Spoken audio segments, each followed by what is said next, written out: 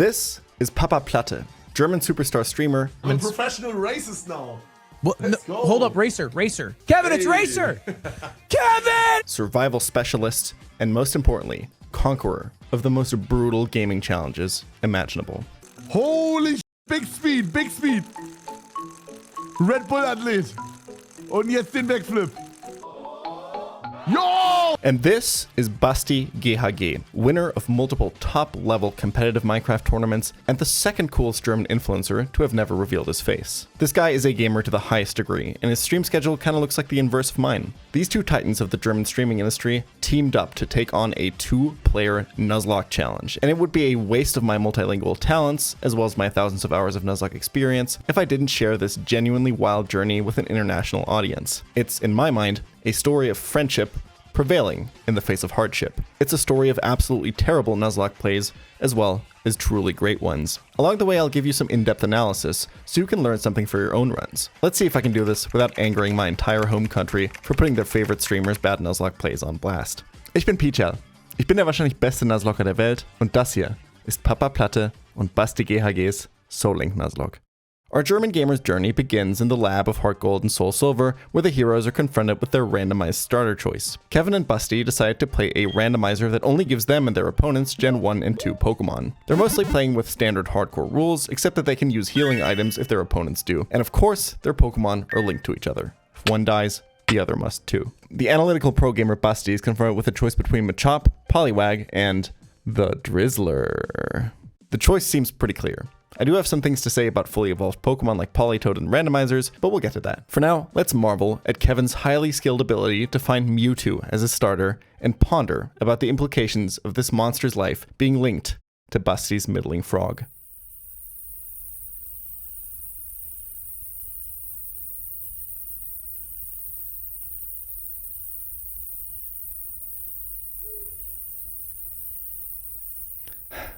It's nice to sit back and just think sometimes, isn't it? The world moves so quickly these days.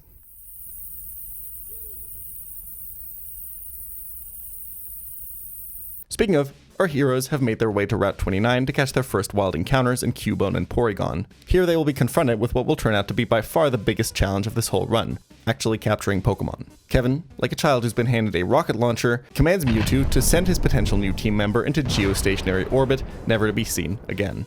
With this, Kevin has also prevented Basti from catching a Pokemon on this route. I'm not saying that he won't learn from this experience, but the intricate dance of wild Pokemon's HP, catch rates, and Pokeball management will prove to be the central obstacle between our two Abenteurer and the Johto Hall of Fame. Speaking of ball management, ich hab rasierte Eier. Ich hab rasierte Eier. Yeah, you heard that right. And it's thanks to today's sponsor, Manscaped, the men's grooming brand trusted by over 12 million men worldwide. They've got a new product for you that will make keeping your downstairs area nice and clean easier than ever. Introducing the Lawnmower 5.0 Ultra. Much like me, it's white and extremely good at one specific thing. You heard that right. This guy right here is probably the best ball shaver in the world. It's got skin-safe technology. Seriously, I've been using a lawnmower for like years now, and I don't think I've ever cut myself. And it's got this LED light at the front, so you can always see what's going on. The Lawnmower 5.0 Ultra expands on this feature with a lamp that makes you see even better, and that even has two different color modes, a cooler and a warmer light, adjustable to work best with your own skin tone. The Ultra is the most versatile lawnmower yet, as it comes with the classic trimmer attachment that handles even the thickest bush, and a foil blade attachment, so you can get your skin extra clean and smooth. Click my link down in the description or pinned comment, or use my code pChal15 at checkout for 15% off your next order. That's code pChal15 for 15% off. Thank you to Manscaped for sponsoring this video. Speaking of balls, let's look at this next pair. Kevin's Tyrogue and Basti's Nidoking. Tyrogue will be completely useless until Kevin puts enough levels into it to evolve at level 20, but Nidoking must be phenomenal, right? Well, for randomizers like this one, you're going to have to recalibrate your intuitions a bit. Nidoking as an encounter has a pretty big red flag attached to it. It's a Stone Evolution. Stone Evolution movesets are famously pretty terrible. Sure, Nidoking's stat spread and typing still make it a solid Pokemon, but this thing basically doesn't scale at all until you get some good TMs for it. Something that is particularly annoying to do in Heart Gold and Soul Silver. For those of you that saw my last Nuzlocke tier list video, you know a great deal of these TMs aren't available until late game, or only available through the casino. I still see the lights when I close my eyes. The first of many truly dramatic chains of events in this run occurs when Kevin's Leafeon encounter brings him down to his literal last Pokeball. Doch, ich glaube, ich kann das jetzt Nein, ach, ich hab Missklick. Oh mein Gott. Oh mein Gott. Oh Gott, Jesus Christus im Himmel. Okay, Chat sagt, ich soll Konfusion versuchen, Bro. Das ist nicht so effektiv. Passend zur Chain. Es ist Level 5 halt, ne?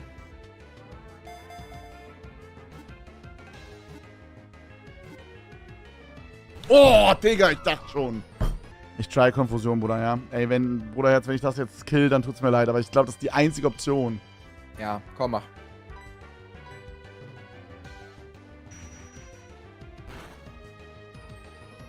Ja!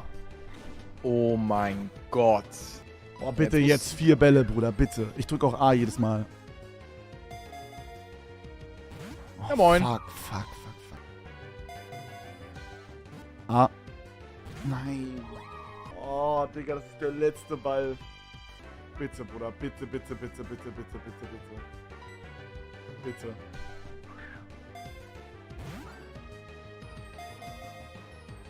Einmal. Zweimal. Dreimal. Ja! Ja! Let's go! Let's go! Jetzt fang diesen blauen Scheißball da drüben. Junge, das verkackte Ü-Ei. Los. I'm sure even people that speak no German at all understood at least some of those words. You know, I always get asked about why my English is so good, even though I'm a German native, and the answer is actually pretty simple. I watched a lot of English-speaking YouTubers growing up. If you're coming over from Busty's or Papa Platta's channel, consider subscribing to more English-speaking channels. You know, like this one. Alter, ich schwöre, ich habe so übertrieben lange Nasenhaare. Alter, was geht? Es nervt Turbo beim Reden. Boah, ich habe eins erwischt. In Dark Cave, Kevin and Busty hit it seemingly very big with a legendary bonded pair of Entei and Mewtwo. More experienced randomizer players might raise their eyebrows here, and Kevin very correctly assesses, we're never going to catch this guy. Dude, let's just kill them. This is going to waste our Pokeballs. Real rap. Let's see if that's true. Using an online catch rate calculator, we can find out that after being weakened and put to sleep, Busty's Mewtwo has a 1.5% chance to get into the Pokeball. To calculate the chance of it being caught within the 14 balls that Busty has available, we simply have to calculate the chance of it not getting in the ball, which is 1 minus 1.5%. Then, we multiply that chance with itself 14 times, once for each ball, to get an 80% overall chance of Mewtwo breaking out of every single ball, which means that there is a 20% chance of it being caught at some point. Granted, this is assuming Mewtwo is asleep the entire time, but that actually sounds pretty good, right? Well, we're not done, because Kevin has to make the same calculation here. Entei's chance to be caught is much worse, as Kevin couldn't manage to get it into the red, meaning it has at least 21% health left. Entei is also not asleep.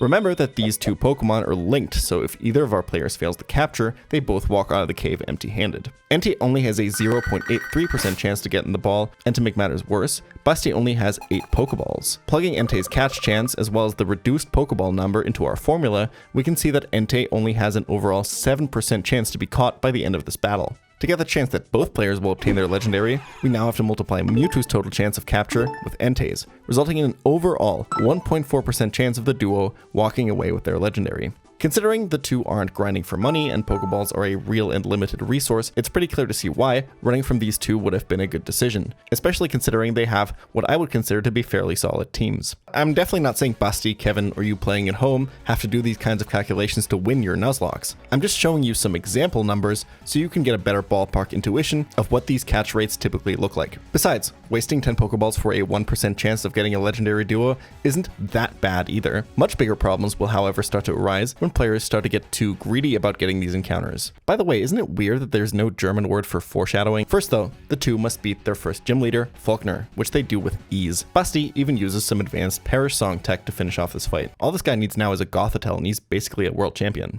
They head south, catch a few more decent pairs of Pokemon, and acquire their fishing rod, with Busty very wisely suggesting that they go back and fish in all the towns where they haven't gotten an encounter yet. In Violet City, Entei shows its face again as an encounter. Importantly, this Entei, unlike its level 2 Dark Cave cousin, is level 10, pretty close to Kevin's highest level Pokemon Mewtwo. Between its very good learn set and high attack stat, this thing heavily threatens Kevin's team. And while before, the decision of whether or not to go for a legendary encounter was about wasting 30 euros worth of Pokeballs, Papa Platta now finds himself in front of a gamble with much higher stakes. He does a good job of weakening the legendary, and then takes an extremely high risk of going for a sleep powder with his underleveled Tangela. Digga, es geht daneben. Oh mein Gott. Er haut das Puder neben den Hund. Bruder, Digga, das ist ein 4x4 Meter Hund. Wie kann dieses dreckige Scheißvieh dieses Puder daneben hauen, Alter? Willst du mich verarschen? Oh mein Gott, Bruder. Das Ding ist so groß wie so ein Rolls-Royce Cullinan, Alter. Und er haut das Puder daneben.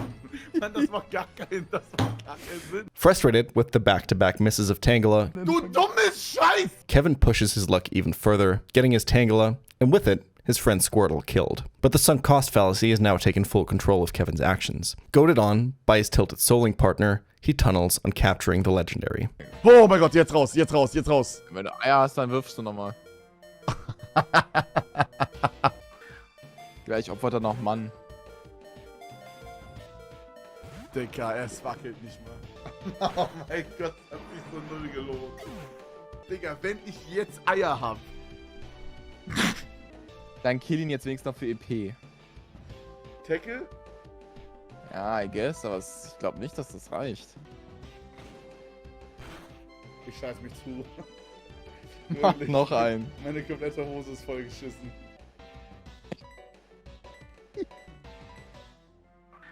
Digga, bist du... Wart ab. Das wird sich lohnen. Kacke. Deciding that they've both had enough, Kevin attempts to leave the battle, but Entei has other plans. Nein! Nein! Was denn? Nein! Nein! Fleeing mechanics in Pokemon are relatively simple but important to understand, especially for randomizers where you spend a lot of time catching Pokemon. Basically, all you need to remember is that your fleeing chance is based on your and the opponent's unmodified speed stat. If your speed stat is higher than theirs, you will always flee. The lower your speed is compared to theirs, the lower your chance of fleeing. Tyrogue's chances to get out here were abysmal. I don't think Kevin realized the danger he had put Busty's Nidoking in here. A third Pokemon goes down to Kevin's attempt to catch a Pokemon that, for all intents and purposes, he did not need. Irgendwas, wir müssen irgendeine Cover-Up-Story für die Scheiße uns überlegen. Das können wir so nicht hochladen. Bro, du wirfst gerade den ganzen Run weg, ne? Also Nidoking finde ich echt gerade nicht lustig. Oh, alright. Understandably, slightly unhappy, Busty drags Kevin along to the next town to continue their fishing adventure. Furret is actually a lot better than people give it credit for, especially at this stage of the game, but Busty's frustration with the state of the team surfaces a bit more here. Finally, Togetic and Wooper join Kevin and Busty respectively, as Busty's frustration with the amount of water types he has gotten starts to boil over. A low type diversity team seems bad and also kind of boring, so I understand where he's coming from, but Wooper is a fantastic encounter here. Early evolution, a decent moveset, and genuinely one of the best typings in the game. It even covers up his electric weakness. All in all, I think this run is still in a pretty good spot at this point, at least from an encounter perspective. The problem is that the trust and bond between these two has started eroding. The Entei episode, followed by his not so great encounters, has left Busty feeling a bit disconnected from his soulbound partner. Basti, merkst du, wie die PokemonChallenges wieder auseinandertreiben will? Die Bro, PokemonChallenges sind in deinem Kopf drin. Du bist pures Gift, ne? Du bist der most toxic Spieler aller Zeiten, was du hier tust, ne? Du bist so nicht nur ein Scammer, sondern ein richtiger Scheißfreund. Unfortunately, this run is not done beating the greatest German Minecraft player of all time down. A Wynot traps the Honchkrow he caught minutes earlier with the ability Shadow Tag and threatens to kill it with Counter. In my runs, I find the Wobbuffet line to be pretty fun to play against, because I play difficult ROM hacks where you can look up which Pokemon enemy trainers have beforehand. Wobbuffet and Wynot have a ton of counterplay if you know that they're coming. Indirect damage and stalling being the easiest. Dark types can't be hit by Mirror Coat, so they're safe when using special moves, as long as you play around Destiny Bond. Same goes for Ghost types using physical moves. Busty has none of these options. Honchkrow is a stone evolution and has no special moves in his limited learn set. He gets unlucky as Wynot's random AI rolls counter, and the only Pokemon of his that he was excited to catch is stripped away from him. This is just the nature of randomizers, and because our heroes have limited the game's randomizer pool to Gen 1 and 2 Pokemon, as well as their evolutions and pre-evolutions, Wynot and Wobbuffet have an even higher chance of appearing than usual. Outside of Goldenrod, the two fish up a pair of Farfetch'd and Munchlax. Munchlax holding the leftovers it is guaranteed to hold in Generation 4. Keep this item in mind, it will be important later in the video. You've been taking notes, right? The more experienced players in the audience will probably notice that Busty and Kevin's excitement about this Charmander encounter is a bit unwarranted, as Charizard just isn't a very good Pokemon. But let's look past that and witness this absolute cinematic masterpiece of an encounter fight in which Kevin tries to capture the actually good Dragonite. Oh, bitte, bitte, bitte finish den jetzt nicht irgendwie mit einem Crit oder so. Real Talk, ich schwöre, das ist ein Average Kevin-Encounter, ne? Okay, geil. Sehr wichtig, sehr wichtig. Ey, ich mach nochmal. Wir müssen hoffen, dass es kein Crit ist. Bro, nein, Bro, das ist zu risky. Wenn das crittet, dann ist alles vorbei. Dann hassen wir uns. Was soll ich sonst machen? Was soll ich sonst machen? Es wird nicht kritten. Es wird nicht kritten, komm mal. Ja. Ja! Nein! Nein! Nein! Bitte nicht, bitte nicht, bitte nicht schlagen! Oh mein Gott! Bro. Oh mein Bruder! Come on! Komm, ich spam wieder A. Komm schon, bitte. Bitte. Oh Gott. Nein. Nein, bitte schlag dich nicht, bitte schlag dich nicht, bitte schlag dich nicht. Bitte schlag dich nicht. Es ist nicht mehr verwirrt! Es ist nicht mehr verwirrt! Ja! Ja! Oh mein Gott! Oh mein Gott! Ich hab's. First try. Boss, okay, ich hoffe auch. Ich hoffe. Digga, einfach Glumanda ist es so sick. Okay, Bruder, ich spam A. Nein! Oh no. Kevin, du musst ihn jetzt fangen. Das ist over. Das ist over. Ich kann nicht wechseln. Oder du musst ihn töten. Oh mein Gott, was mache ich? Ich muss hoffen, Bro. Ich muss hoffen, sonst stirbt Mewtwo. Ich darf keinen Trank verwenden. Digga, ist das krank. Ich muss werfen und wir müssen hoffen jetzt. Bitte, Bruder. Bitte, Bruder. Bitte, Bruder. Oh mein Gott. Ja! Ja! Let's go! Ja! Ist das krank? Alles still! Man, I'm a pretty vocal hater of randomized Nuzlocks, but these wild encounter moments are genuinely so hype. That final ball catching or not catching, decided between Kevin's run having a Mewtwo and a Dragonite, or having neither. Maybe more ROM hacks should implement things that make capturing encounters more difficult. I think there's genuinely so much skill expression in it. Every single fight I enjoyed watching this run so far was a wild encounter. Anyway, speaking of skill expression, Busty sweeps Whitney with a beautiful defense curl rollout sweep from Azumarill. This guy is seriously good at finding openings for niche strategies. The duo has gained a lot of momentum as Kevin runs into another Entei, this time linked to a decent Hypno on Busty's side. But Kevin's team is much better equipped to deal with the Canine, and thanks to the increased catch chance that Great Balls provide him, actually manages to catch the Legendary. Their teams look incredible now, but don't get too comfortable, because this run is, as we say in German, a mountain and valley ride. Look at the position they're in for this double battle. What do you think is going to happen here? If you said Kevin is about to lose his Dragonite to an Ice type, you are wrong, and about to be just as surprised as I was. Oh nein. Was ist? Nein! Nein! Bro, Bro! Dicker, ich hatte den für 5 Minuten, Bro. I'll be honest, I had no idea Hitmontop would have Pursuit in its learn set here. I would have also lost my Hypno, I think. Entei and Hypno are stripped from the duo's team just as fast as they were added, and the twins are not done wreaking havoc on Daddy Disc and Sebastian GHG's lineup. Honchkrow is dead too and outsped by both Mewtwo and Dragonite in this position. You know what's coming now though, right? Your brain's been primed by what just happened to Hypno. Knowing that Dragonite can secure the kill by itself, Kevin reasonably switches Mewtwo to safety, not realizing that this is the literal only way he has of losing a Pokemon in this game state. Because switches happen before any moves, and Pursuit happens immediately as you switch, Kevin gave Honchkrow the opportunity of attacking Mewtwo before Dragonite could outspeed and kill it. Das fühlt sich gerade an, als wäre der Game Master vorbeigekommen, weil er gemerkt hat, ich habe auf seinem Minecraft-Server gecheatet, Bro, und hat mir gerade alles weggenommen. Within just a few seconds, Kevin's team has lost both of its legendary Pokemon. But somehow, throughout all this hardship, the duo prevails. Through all this pain, Busty stays strong and focused. Watching this back, I can clearly see Kevin, the wacky sidekick, the comedic relief character in this dynamic, Ich stehe auf Cox. is growing into a pretty serious Nuzlocker. Look at this next gym fight. Busty is in a rough spot against Chuck here. Machamp starts dishing out a ton of damage against him. Startled, he spills his orange juice all over the Ritz-Carlton lobby and engages in what I like to call panic switching, throwing out Pokemon after Pokemon just to find some sort of opening. In the process, he gives Machamp multiple free turns to deal massive damage. It's in this moment of chaos that Kevin swoops in to save the day. I know the play I'm about to describe to you seems obvious, but it demonstrates not just Kevin's ability to stay focused in a dangerous situation, but also a level of game sense and awareness I've never seen from a complete beginner. Ich glaube, wenn ein Pokémon stirbt, dann kriegst du einen Free-Wechsel. Auch hier. Du kannst Dicta umbringen und dafür einen Free-Wechsel zu Suicune bekommen. Die Frage ist, kannst du mit Suicune ihn dann one-shotten oder wenigstens two-shotten und den ersten überleben? Ich glaube schon, weil ich muss Dicta opfern. Ja, mach das. Ist okay.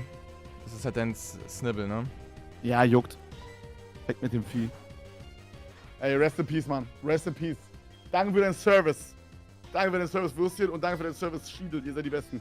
He not only correctly identifies how Basti can regain tempo in this position, but also which of their Pokemon pairings is currently their least valuable. Basti executes the play, Suicune tanks one move from a champ, and the duo makes it out of a dire situation with minimal losses. As an experienced player, this play stands out to me so much because it's not some flashy demonstration of a niche game mechanic or a crazy RNG moment, it's just good Nuzlocking fundamentals. Realizing that you're in a bad spot, minimizing the damage, and repositioning. But there's another important thing that's keeping these two in the game. Unironically, it's the power of friendship. Basti's outburst against Kevin in the early game were clearly nothing but playful banter. Throughout the brutal mid and late game, these two stay strong, keep their spirits high. They help each other out in fights, apologize when they lose a Pokemon, lighten the mood with playful jabs. Ist der nur Käfer oder ist der noch irgendwas?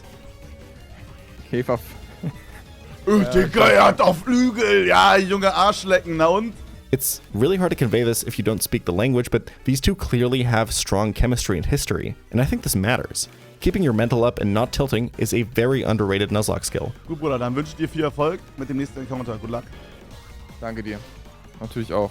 The well wishes reward them with Typhlosion, which is pretty okay, and Suicune, which is insane, especially considering Basti already has leftovers. The game will beat the two down a few more times before the end of the game. Kevin's Dragonite nearly makes it through a dreaded Wobbuffet encounter unscathed, but he fumbles at the last second, clicking Fly instead of any other move that would have killed the Wobbuffet, giving it the opportunity to use Destiny Bond and taking Dragonite down with it. Now you could say that Kevin could have known that Destiny Bond is a self-targeting move, and therefore still works when the opponent is up in the air, but as we say in German, let's leave the church in the village. As they approach the final gym, an eerie text-to-speech donation delivers a prophecy. Ich komme aus der Zukunft, Fettsack stirbt leider und Basti wird die Arena nicht schaffen. Ja, cool. Only minutes later, a trainer in Claire's gym orders his Granbull to headbutt into Basti's Persian, wiping it off the field with a crit. You will never believe what Pokemon that Persian was bonded to.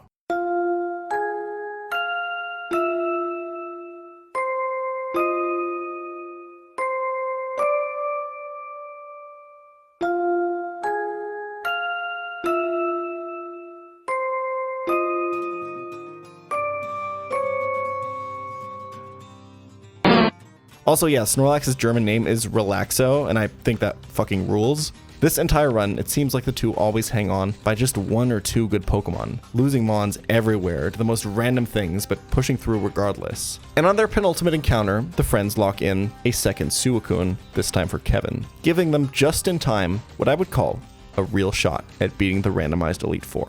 The duo's rule set would allow them to level their team up to 50 here, but it's clear they've had enough of manual grinding as they step onto the Indigo League plateau with a team of 5 level 43 to 45s each, and 2 Pokemon they did not bother to level because they deemed them too weak to be worth it. Farfetch'd and Staryu are only here so that their bonded partners can be brought too. Guys, listen, if you ever do another one of these runs, please for your own sanity, just use rare candies. We all do it, and it's for a reason. I know what you're thinking. Starmie's incredible. What is Basti doing? That's my new YouTube comment voice. And I would address this concern in detail, but I don't want to launch into yet another rant about how unbelievably stupid Elemental Stone acquisition is in Generation 2. Basti even found the fisherman that can potentially give him the Water Stone, but the mechanics of the game are so Sorry, I'll move on. Their fights against Will go swimmingly, but a few things about their teams are off. Quick disclaimer, okay? The next section of this video will have a lot of annoying nitpicking. My goal here is not to be a besserwisser or to show how much better I am than these two. Instead, I want to demonstrate that Pokemon, specifically when Nuzlocking, is a game in which small mistakes can compound quickly into catastrophic effects. I want to highlight that by improving even small details of your play, you can greatly influence the outcome of your runs. Let's look at some movesets. Electrode's only electric move is Charge Beam. I can understand not wanting to grind Voltorb Flip for a Thunderbolt TM, but even Thunder would have been good here, right? Basti Suicune is also running Waterfall instead of Surf, a move with less base power, coming off of a worse physical attack stat. There's a core item of Heart Gold Soul Silver ones missing from their inventory as well. Neither of them ever picked up the choice specs at the Lake of Rage, which increases a Pokemon's special damage by 50%. Speaking of held items, both of them at one point in the run ran into a wild Munchlax. They both brought the leftovers they got from that capture this fight, but neither equipped the item onto their strongest and bulkiest Pokemon, Suicune.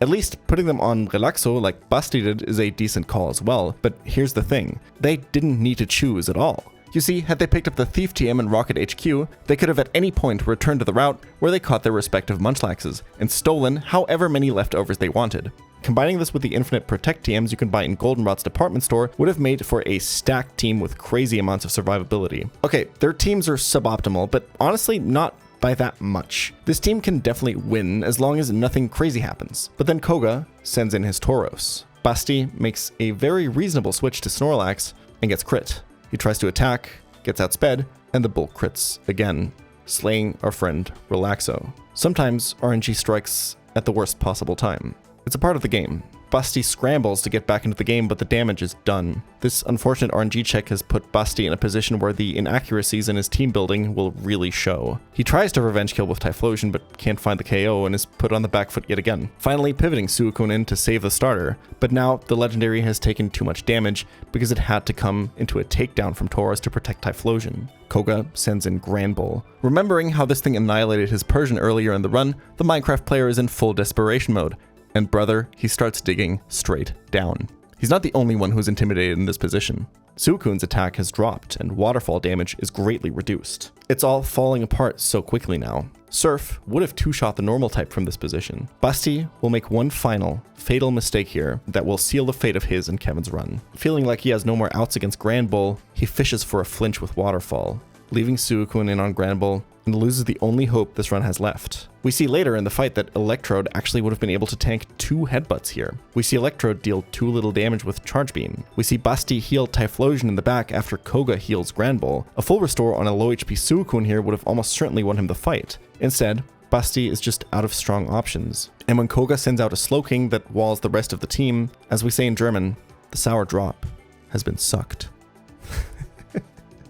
If I had to point out one central mistake in all this, it would be underestimating Suicune. I ran some quick calcs here, and the legendary would have almost certainly tanked even the double crit from Tauros. A Surf would have had the normal type at half HP, and Basti's position would have been much more stable. From there, leftovers and Protect would have helped him stabilize even more. It's easy to say that after Snorlax had died, their chances of success were minimal anyway, that none of the decision he made past that double crit mattered. What I think is crazy is that after Basti loses, we see Kevin run through the rest of the Elite Four to see if at least he could have made it, and after some incredibly good cooperative strategizing by both players on Lance, he wins. This was a randomizer. The chance for enemy Pokemon to just be bad is still pretty high, even if they match the original Pokemon's base stats. Learn sets are just not that good. A lot of them are going to be super suboptimal. Double crits are so unlikely that even most run and bun players regularly play into them, but this is why us Nuzlockers are so meticulous. So careful. Why our streams move at such glacial pace even when we hack in rare candies to skip grinding. We all get unlucky, but good preparation and solid fundamentals can get you out of even the worst situations. I just hope that these two players, as well as the viewers, don't come away from this challenge thinking that Nuzlocks are just about luck. I hope that maybe you're motivated to try again. Ihr wart viel näher dran als ihr denkt, Jungs. Ich hoffe, ihr startet irgendwann noch einen Versuch.